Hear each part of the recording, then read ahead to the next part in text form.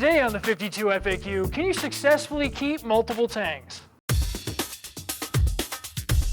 Hi, I'm RT, your host of the BRStv FAQ, where we answer all of your most popular questions on reefing. This week, we're answering Steven Songer's question, I didn't think you could have two purple tangs. I think this is one of those age-old myths perpetuated primarily because it's easier to tell people not to do something than share how to do it safely and successfully. I think our clown Harim tank is a great example of that. Most people will tell you that anything more than 2 clowns in a tank is a bad idea.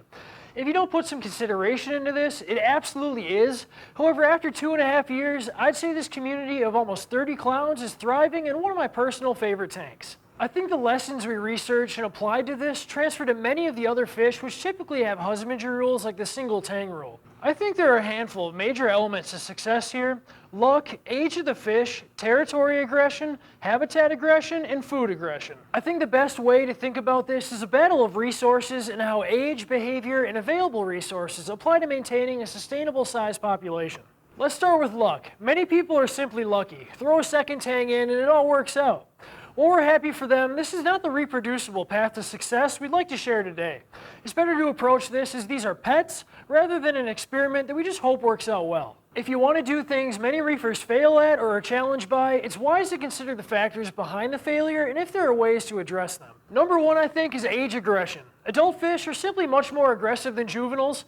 In our case, if we added 2 adult purple tangs to the 160, we would drastically reduce the chances of success. Possibly the most important component of all this is adding both of them as juveniles, where they're in a much more docile state of development, which drastically increases the chances of success. Right behind that is minimizing territory aggression by adding them at the exact same time. Territory aggression is likely one of the biggest failure points for most reefers, and that generally happens when someone adds a single tang and then adds another at a later date. In this case, the initial tangs establish a large portion or even the entire tank as their territory, and they'll aggressively defend it as a very valuable and limited resource if a threat is introduced. So if you want more than 1 tang, the best thing you can do is add them all at the same time before any of them have established a territory. So what do you do if you already have a single tang and you want to add more? Well, my best advice is don't. Figure out another fish you can enjoy and add that instead. Now, because I know many of you are going to ignore that, the best way outside of that is to add a dissimilar looking species of tang and one that's much smaller or younger, so who is dominant is very clear from the beginning. Outside of that, you can remove the established tang to another tank for 3 to 4 months, add the new tang, and give them that 3 to 4 months to establish their own territory, and then reintroduce the original. Open and honest, adding a new tang afterwards is the biggest failure point for most reefers.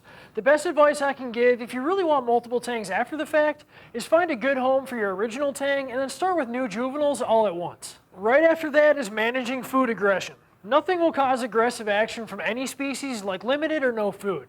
So if you're going to intentionally keep fish known to be aggressive towards each other, keeping them well fed is the best bet. Well-fed fish will always be much more docile. With tangs, one of the easiest ways to do that is nori on opposite ends of the tank, so there's always food available, and it's very difficult for the fish to protect both ends of the tank. Hopefully we shed some light on tangs and how to be successful with more than one rather than simply saying yes or no, which is neither accurate or helpful. If you want to learn more about fish selection, check out week 15, Adding Fish Intelligently and Safely. See you with the next 52 FAQ.